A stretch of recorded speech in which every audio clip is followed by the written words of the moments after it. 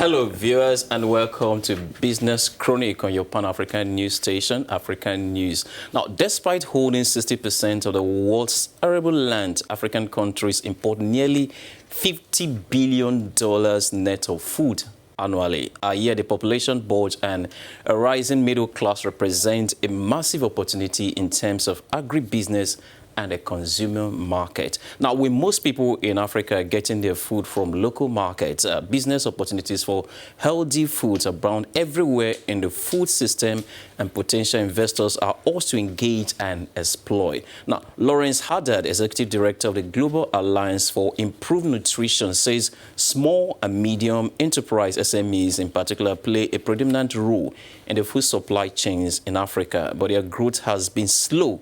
The biggest constraint to the scaling up is lack of access on finance.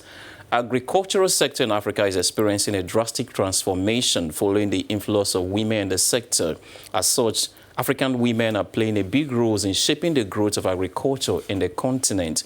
One of the 17 ambitious global development goals adopted in 2015 aims to give women equal right to economic resources, including access to land ownership and control. Now, according to a report put together by the Food and Agriculture Organization, FAO, women constitute 70% of the workforce in the agricultural sector in Africa and 10% of the basic food processing. They also carry out 60 to 90% of the total rural marketing.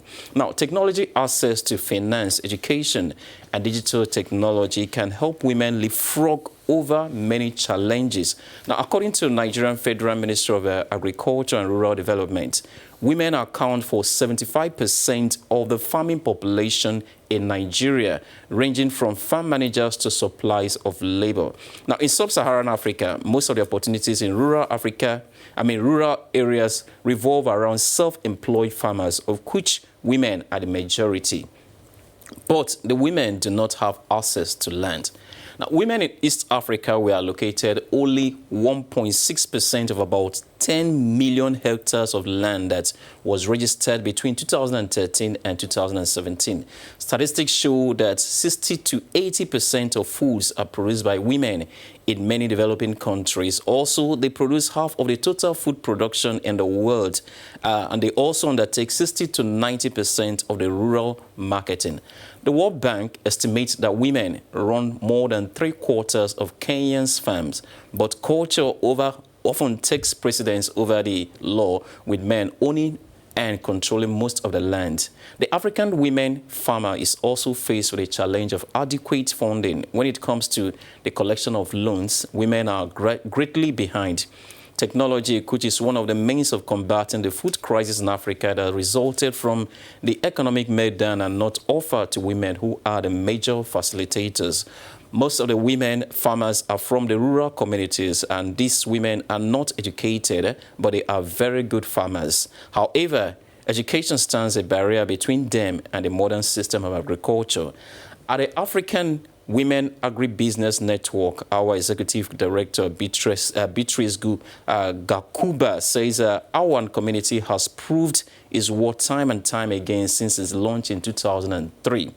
Today, the network covers 20 African countries, helping to connect women in agribusiness with each other and with expert contact who can help to build could-be women entrepreneurs, skills and understanding areas that range from marketing to product development and legal or trade requirements.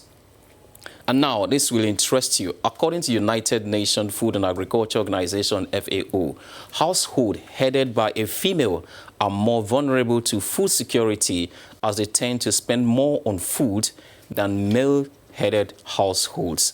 At the just concluded 7th Tokyo International Conference on Africa Development, the African Development Bank's Affirmative Finance Action for Women in Africa initiative, known as AFAWA, seeks to support women entrepreneurs in Africa.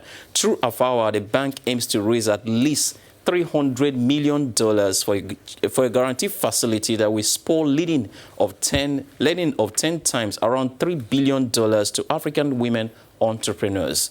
And that brings us to the end of this week's edition of Business Chronic. Now, till we come to you once again next time, we ask you to keep on to having your business, your community. I am Michael Divier, and bye for now.